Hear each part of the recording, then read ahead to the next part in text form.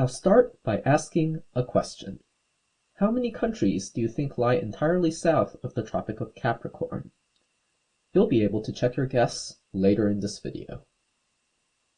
Welcome to TwoLambdaPlusBlack. I, as always, am Heirua. A lot of people in the United States and some other Northern Hemisphere countries often have a rather off mental notion of where the equator and the Tropic of Capricorn are. There are several factors that fuel this misconception. For one thing, there's the seven-continent model usually taught in the US and several other countries.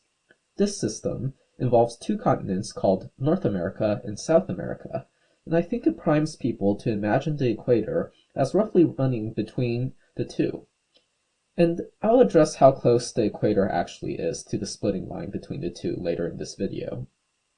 But there's a much bigger elephant in the room.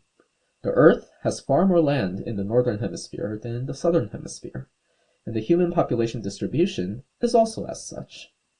And I think people's minds want to see the world as balanced, and to put the equator more in the middle. So about as many countries they know are north of the equator as south of it.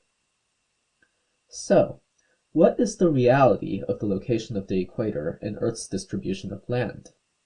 Where it cuts through the American landmass is actually well into South America. All of North America, including Central America, is cleanly north of the equator, and so is a good fraction of South America. Venezuela is an example of a South American country entirely in the Northern Hemisphere. In Africa, the equator cuts near the center of the continent latitudinally.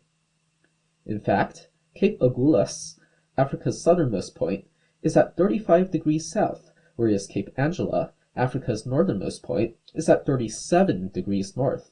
So Africa actually extends further north than south of the equator. So that's where the equator is. How about the Tropic of Capricorn? Answering the question at the beginning of the video, there are only 4 countries completely south of the Tropic of Capricorn: Uruguay, Lesotho, Eswatini, and New Zealand. 3 if you include overseas territories.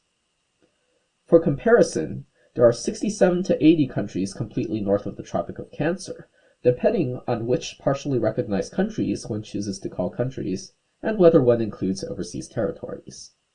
And yes, the Tropic of Capricorn runs through South Africa. There are parts of South Africa in the tropics.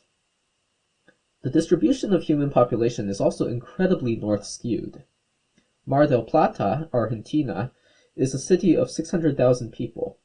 It is at only 38 degrees south, and yet there's no larger city further south than it on Earth. San Francisco is at 38 degrees north, Washington, D.C. is at 39 degrees north, Barcelona is at 41 degrees north, Istanbul is at 41 degrees north, and Beijing is at 39 degrees north.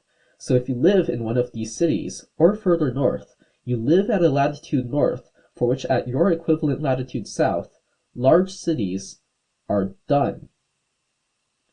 One consequence of the distribution of land that the Earth happens to have is the presence of climatic areas in the Northern Hemisphere for which there exists no Southern Hemisphere equivalent. Going south in the Southern Hemisphere, South America is the furthest reaching non-polar continent, whose tip is still not all that cold. And then there's a segment of southern latitudes where there is no land, only ocean. And then there's the permanently frozen Antarctica.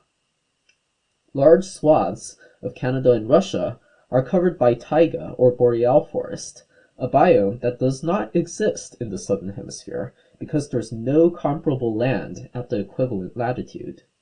The Northern Hemisphere is filled with cities that expect to get covered in snow each winter.